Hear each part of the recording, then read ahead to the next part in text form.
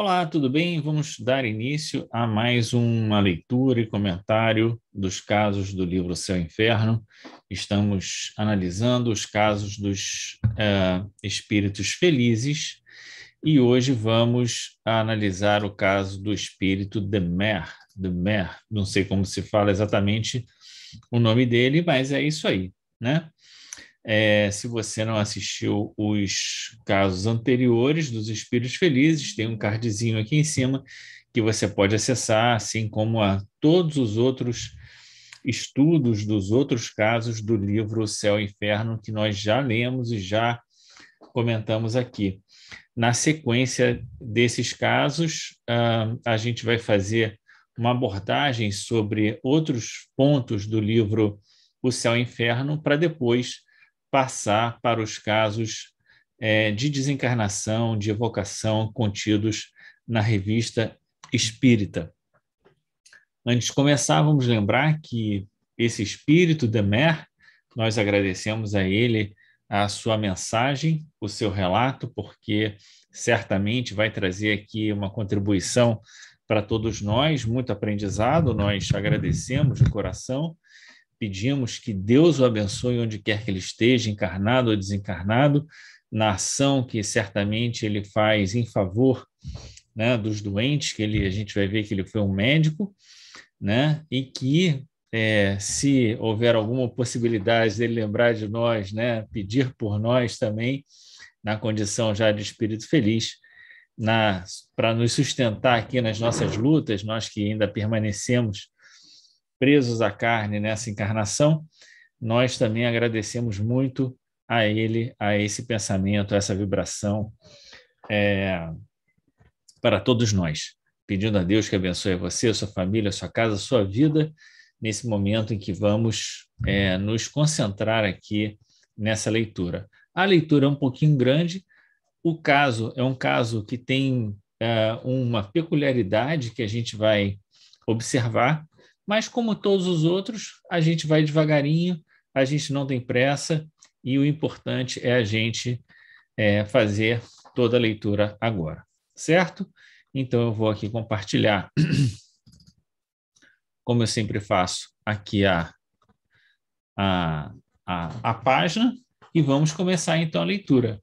O Dr. de Mer, falecido em Albi, Tarn, a 25 de janeiro de 1865. Era um médico homeopata e distintíssimo. Seu caráter, tanto quanto o saber, haviam-lhe granjeado a estima e veneração dos seus concidadãos. Eram-lhe inextinguíveis a bondade e a caridade, e, a despeito da idade avançada, não se lhe conheciam fadigas se tratando de socorrer doentes e pobres. A gente já viu que esse é o perfil, né, daqueles que conseguem, né, chegar no mundo espiritual com o carimbo, né, de espírito feliz, né? Então, um espírito que era médico, né, era reconhecido pela sua bondade, sua caridade, não tinha tempo ruim para ele, né? O preço das visitas era o que menos o preocupava e, de preferência, sacrificava as suas comodidades ao pobre, dizendo que os ricos, em sua falta, bem podiam recorrer a outro médico. E quantas vezes ao doente, sem recursos, provia do necessário às exigências materiais, no caso de serem mais úteis que o próprio medicamento. Dele pode dizer-se que era o cura-d'ars da medicina, fazendo um parênteses aqui, né? Se você procurar, eu vou até depois, eu mesmo vou procurar e vou colocar aqui no rodapé aqui desse vídeo a mensagem que tem no Evangelho segundo o Espiritismo sobre o cura-d'ars.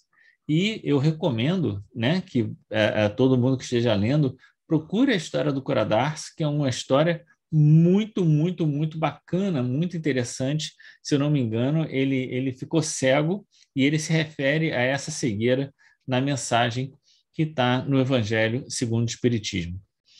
Encontrando na doutrina espírita a chave de problemas cuja solução debalde pedira à ciência como a todas as filosofias, o Dr. Demer abraçara com ardor essa doutrina. Pela profundeza do seu espírito investigador, compreendeu-lhe subitamente todo o alcance, de maneira a tornar-se um dos seus mais solícitos propagadores.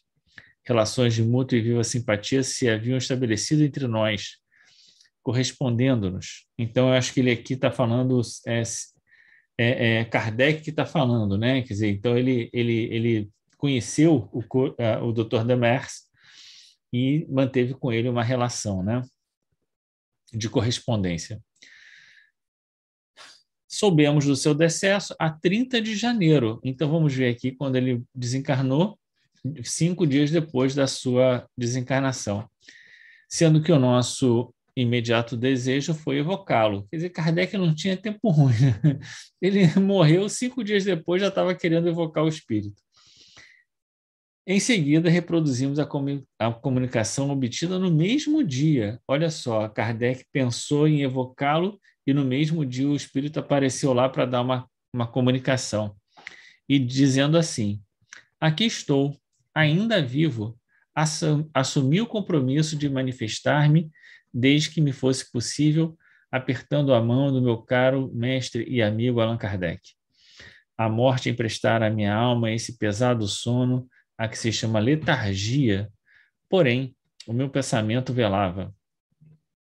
Sacudi o torpor funesto da perturbação consequente à morte, levantei-me e de um salto fiz a viagem. Olha só que bacana, né? Então, ele diz que ele passou por um momento de letargia, né? Um torpor funesto da perturbação, mas ele estava com o espírito atento, né? O pensamento dele estava um pensamento ativo. Então, ele sacode esse torpor, né? E diz: levantei-me e de um salto fiz a viagem, né? E conseguiu a sua libertação. Quer dizer, ele não se deixou levar pela prostração, ele diz: agora eu vou me libertar disso. E esse pensamento o ajuda a sair desse estágio de perturbação que ele se encontrava, né? Como sou feliz, não mais velho nem enfermo, 5 dias após a desencarnação. O corpo, esse, era apenas um disfarce, jovem e belo, dessa beleza eternamente juvenil dos espíritos, cujos cabelos não encanecem sob a ação do tempo. Então, se ele era grisalho, já devia estar com o cabelo né? Pretinho de novo, né? Hajam como pássaro que cruza célere os horizontes do vosso céu nebuloso. Admiro, contemplo, bendigo, amo e curvo-me, átomo que sou, ante a grandeza e sabedoria do Criador, sintetizadas nas maravilhas que me cercam. Então vejam, 5 dias depois da desencarnação, ele já fala que se sente ágil como um pássaro, que cruza o céu, né? E tudo mais, admira, contempla, ama, né? Aqui a expressão de humildade, átomo que sou, né? Ante a grandeza e sabedoria do Criador. Então ele mesmo numa situação de muita felicidade se vê pequeno diante do Criador, né? E ele está contemplando aqui maravilhas que ele está aqui, né, claramente com dificuldades de expressar tudo que ele está vendo e percebendo. Feliz, feliz na glória, quem poderá jamais traduzir a esplêndida beleza da mansão dos eleitos? Os céus, os mundos, os sóis e seu concurso na harmonia do universo. Pois bem, eu ensaiarei fazê-lo, ó meu mestre, vou estudar e virei trazer-vos o resultado dos meus trabalhos de espírito e que de antemão, como homenagem, eu vos dedico. Até breve, Demer. Então, ele está dizendo, né, que depois desses 5 dias ele ainda não consegue exprimir bem tudo aquilo que ele está contemplando, que ele vai estudar para poder trazer essas referências para Allan Kardec, com que ele considerava um mestre ali, né? Mas ele vai comentar de céus, mundos, sóis, né? Será que ele de fato conseguiu observar tudo isso em tão pouco tempo? É muito impressionante esse comentário, né? Mas, mais uma vez, vou estudar, quer dizer que ele está ali numa condição de humildade, se colocando como um aprendiz nesse novo momento da sua vida espiritual. As 2 comunicações seguintes, dadas de 1º e 2º de fevereiro, dizem respeito à enfermidade que fomos acometidos na ocasião, posto que, de caráter pessoal, reproduzimos-las como provas de que o Dr. Demer se mostrava tão bom como espírito quanto o fora como homem. Então, aqui o que acontece é que Kardec estava doente e o Dr. Demer vem falar com ele sobre a enfermidade de Kardec, né? E Kardec coloca aqui a mensagem para dizer, viu, o Demer, ele era tão amigo, ele era médico, ele estava tão interessado que ele vem, né, me dar aqui alguma orientação sobre isso. Vamos ver, então, são 2 mensagens de caráter pessoal. Veja que ele desencarnou no dia 25 de janeiro e no dia 1º de fevereiro ele já estava trazendo uma instrução para Kardec sobre a sua enfermidade. Vamos ver aqui. Meu bom amigo, tende coragem e confiança em nós, porquanto essa crise, apesar de ser fastigante e dolorosa, não será longa, e com os conselhos prescritos podereis, conforme desejais, completar a obra que vos propusestes como fito da vossa existência. Então, está já dizendo aqui para Kardec que a codificação já era, né, a gente já sabe disso, né, mas um compromisso de Kardec antes da sua encarnação, né? Sou eu quem está aqui, perto de vós, e com o espírito de verdade que me permite falar em seu nome, por ser eu dos vossos amigos o mais recentemente desencarnado. É como se me fizessem as honras da recepção. Caro mestre, quanto me sinto feliz por ter desencarnado a tempo de estar com esses amigos nesse momento. Mais cedo, livre, eu poderia talvez ter-vos poupado essa crise que não previa. Era muito recente o meu desprendimento para ocupar-me de outras coisas que não as espirituais, mas agora velarei por vós, caro mestre. Aqui estou para, feliz como espírito, ao vosso lado, prestar os meus serviços. Conheceis o provérbio, ajuda-te, o céu te ajudará. Pois bem, ajudai os bons espíritos que vos assistem, conformando-vos com as suas prescrições. Está muito quente aqui, esse carvão é fatigante. Enquanto estiverdes doente, convém não o queimeis mais, a fim de não aumentar o vosso sufocamento. Os gases que daí se desprendem são deletérios. Vosso amigo Demer. Então, Demer diz que, olha, eu até queria ter vindo antes para te ajudar, para você não passar por essa situação toda, mas é que eu estava ainda desencarnando, né? É isso que ele fala, no certo sentido. Ele diz, eu estava ainda muito preso às coisas, né, da minha libertação espiritual, né? Era muito recente o meu desprendimento para ocupar-me de outras coisas que não as espirituais, né? Então ele estava ali, como é que ele ia conseguir, né, atuar tão rapidamente? Mas ele dizia, bom, agora, né, dia 25, então ele está 7 dias depois da desencarnação, dizendo, pronto, já tô pronto aqui, vou estar ao seu lado, né? Faz o que a gente está dizendo, que vai estar tudo certo, nos ajude, que a gente vai te ajudar nesse processo do seu adoecimento, né? Vamos ver a segunda mensagem, então.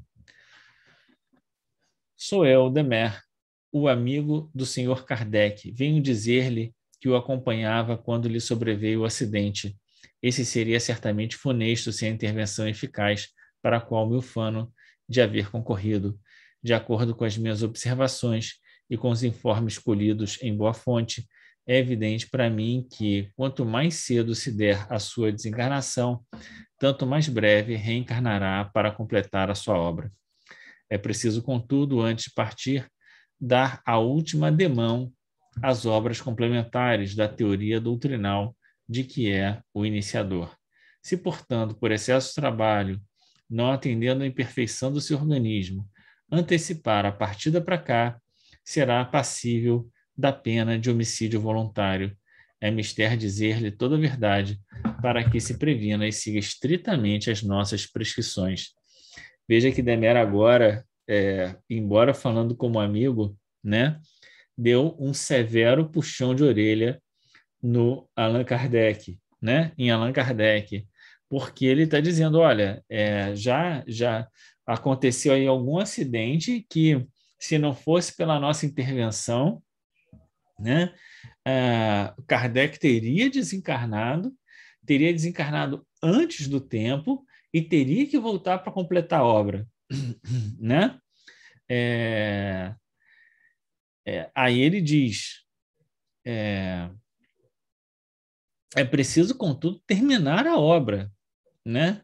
E aí ele diz, se por excesso de trabalho, não atendendo à imperfeição do organismo, antecipar a sua vinda para cá, será homicídio voluntário. Olha que coisa mais importante da gente pensar, né? Às vezes a gente quer acelerar, a gente quer terminar uma coisa de qualquer maneira, está ali naquele afã e às vezes acaba comprometendo o organismo, né? E correndo o risco de desencarnar por homicídio voluntário. Olha só que coisa grave, que Kardec correu o risco também de passar por essa situação. Então, o Demer vai dizer para ele, é preciso, então, que ele se previna e siga estritamente as nossas prescrições. Obedece, é o que estava dizendo para Kardec, né? Obedece, segue o que a gente está falando, é o melhor que você faz, né? E ele vai dizer, né? Aqui ele não diz que está com o espírito da verdade do lado dele, né? Mas provavelmente devia estar, né? Ninguém dá um recado desse para Kardec se não tivesse ali com o espírito da verdade, São Luís, essa turma toda ali do lado dele, né? Então ele vai dizer, ó, é preciso que ainda dê uma demão, né, às obras complementares da doutrina, né? Preciso ainda dar uma demão. Agora, que obras são essas, né? São ainda aquelas terminar algum livro que não tinha terminado, enfim, né?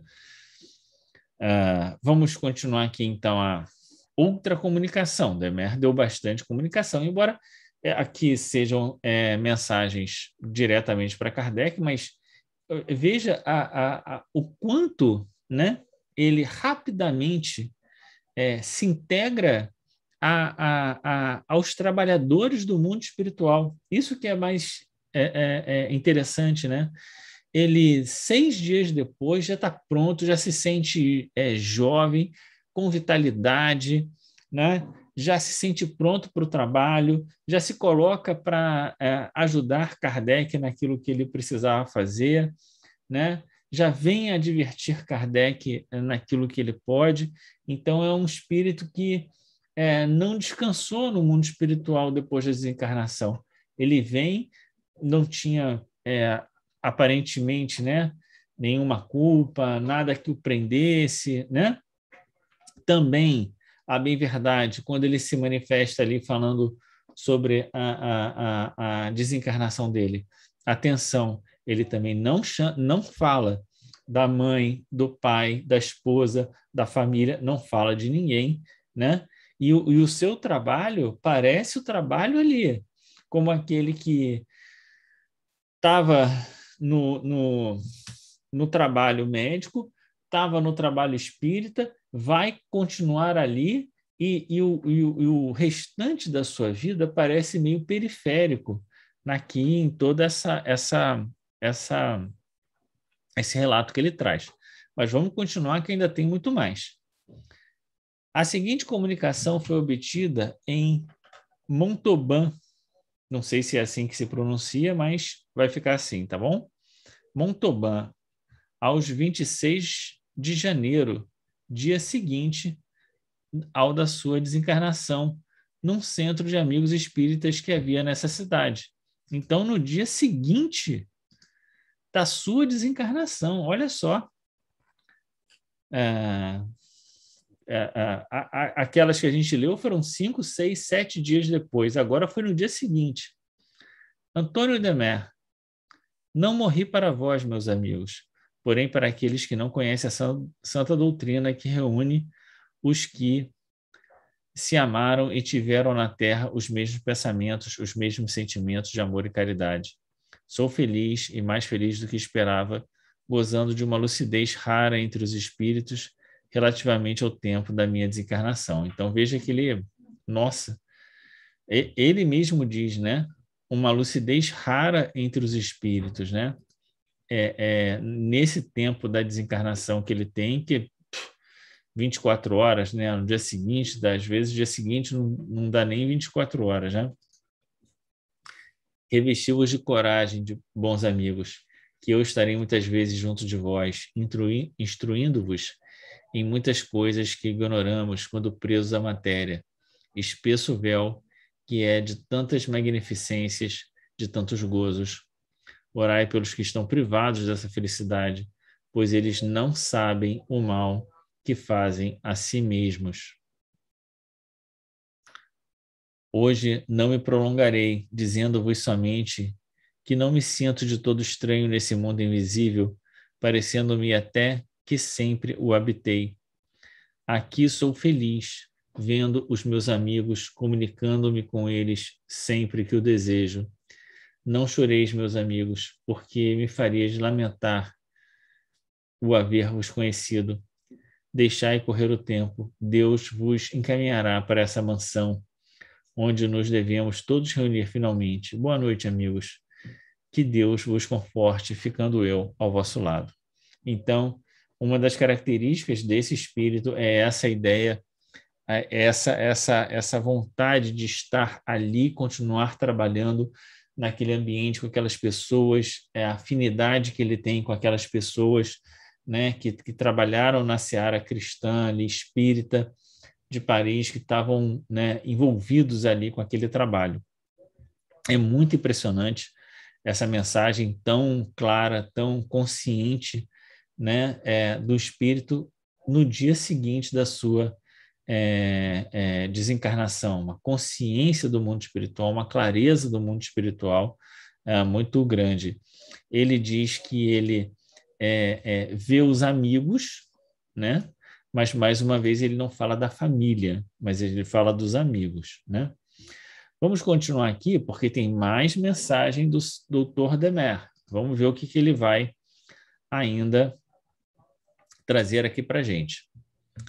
Ainda de uma carta de Montauban, extraímos a narrativa seguinte. Agora já não diz se é a carta do mesmo dia ou se é de um dia, de um outro dia, enfim. Aqui vai ser aqui é que entra uma história bastante curiosa da desencarnação desse espírito. Vamos ver. Tínhamos ocultado à senhora G, médium sonambúlica e vidente muito lúcida, a morte do Dr. Demer em atenção à sua em atenção à sua extrema sensibilidade.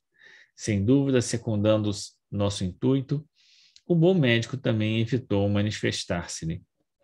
A 10 de fevereiro, reunimos-nos a convite dos guias que diziam querer aliviar a senhora G de uma luxação, em consequência da qual muito sofria desde a véspera. Então, vamos entender, né? Os guias chegaram e falaram, olha, a gente vai fazer uma reunião aqui que a gente quer ajudar a senhora G em relação a essa luxação. Mas ela não sabia da desencarnação do Dr. Demer, né? E ela era uma médium sonambúlica e vidente muito lúcida, né? Vamos ver o que mais que vai acontecer. Nada mais sabíamos e longe estávamos de pensar na surpresa que nos aguardava. Logo que essa senhora se mediunizou, começou a soltar gritos lancinantes, mostrando o pé. Eis o que se passava. A senhora G via um espírito curvado a seus pés, com a fisionomia oculta, fazendo-lhe fricções e massagens, exercendo de vez em quando uma tração longitudinal sobre a parte luxada, exatamente como faria qualquer médico. Então, ela entrou em transe, né, sonambúlico, viu o espírito que estava, né, sem mostrar o rosto, baixado ali, trabalhando, vamos dizer assim, como um médico no pé dela que estava luxado. A operação era tão dolorosa, quer dizer, ela sentia fisicamente o que o espírito está fazendo nela, né? Que a paciente vociferava empregando movimentos desordenados. No entanto, a crise não foi longa e, ao fim de uns 10 minutos, desaparecia a inflamação e os traços da luxação, retomando o pé à sua aparência normal. A senhora G estava curada. O espírito continuava incógnito para a médium, persistindo em não lhe revelar as feições, quando, por mostrar desejos de retirar-se, a doente, que momentos antes não daria um passo, se atira de um salto ao centro do quarto para apertar a mão do seu médico espiritual. Ainda desta feita, o espírito voltou o rosto, deixando a mão na da médium. Nesse momento, a senhora G dá um grito e cai desfalecida ao nosso alho, vindo de reconhecer o Dr. Demer no espírito que operava. Durante a síncope, ela recebia cuidado de muitos espíritos afeiçoados. Aqui é um relato curioso, né? Porque o espírito está se retirando e ela se atira para agradecê-lo, né? Mas a ação material dela não tinha efeito sobre o espírito, né? De qualquer maneira, provavelmente, ao perceber que ela se agia em relação a ele, aí que o espírito se volta, não por conta da ação material, né? O espírito se volta, então, e acaba se revelando para ela. E ela toma um susto, porque como é que ela não sabia que ele tinha morrido, então ela fica ali com o que aconteceu? Como é que ele que está encarnado pode estar aqui, né? Ou ele está desencarnado? E aí cria uma situação. Ela desfalece, né? E os espíritos ali ajudam ela espiritualmente a recobrar a lucidez. Por fim, reapareceu a lucidez sonambúlica e ela conversou com muitos desses espíritos, trocando-se felicitações, sobretudo com o Dr. Demer, que lhe correspondia aos testemunhos de afeição, penetrando-a de fluidos reparadores. Quer dizer, sinceramente, era mais simples ter falado logo que ia evitar esse tipo de situação, né? Pior foi o susto que ela levou de tudo isso, né? Mas tudo bem, é a história, né? Não é uma tal cena surpreendentemente dramática, considerando-se as personagens como que representando papéis da vida humana. Não será uma prova, entre mil outras, de que os espíritos são seres efetivamente reais, agindo como se estivessem na Terra? Somos felizes por ver no amigo espírito o mesmo coração bondoso do médico solícito e abnegado de que foi no mundo. Ele fora durante a vida o médico da médium, e conhecendo a sua extrema sensibilidade, poupou-a tanto quanto se fora sua própria filha. Essa prova de identidade conferida aos que o espírito prezava é admirável e de molde a fazer encarar a vida futura por um prisma mais consolador.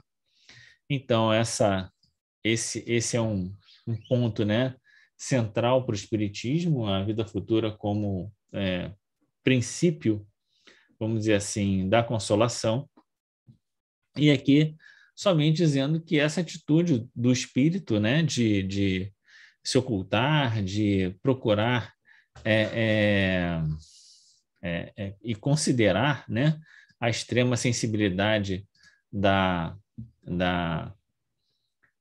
médium, né, procurando poupá-la de qualquer susto maior, né, mostra apenas a identidade dele, né, o que é sempre uma questão importante quando a gente tem uma mensagem espiritual assinada por alguém, né, e a gente sempre pergunta, né, será que é mesmo dessa pessoa? E aqui, então, Kardec tenta mostrar essa relação do conteúdo da mensagem com a identidade do espírito. E aí, uma nota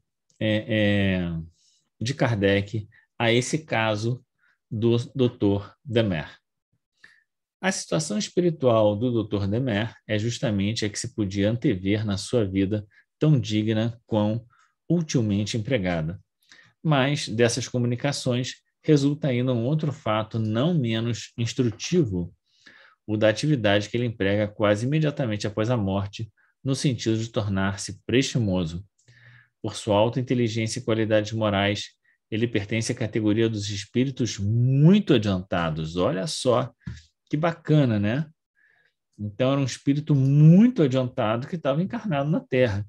Uma coisa curiosa é que falam desse trabalho que faz nos lembrar muito o trabalho de Bezerra de Menezes, né? Um trabalho como médico de muito desapego no exercício da medicina.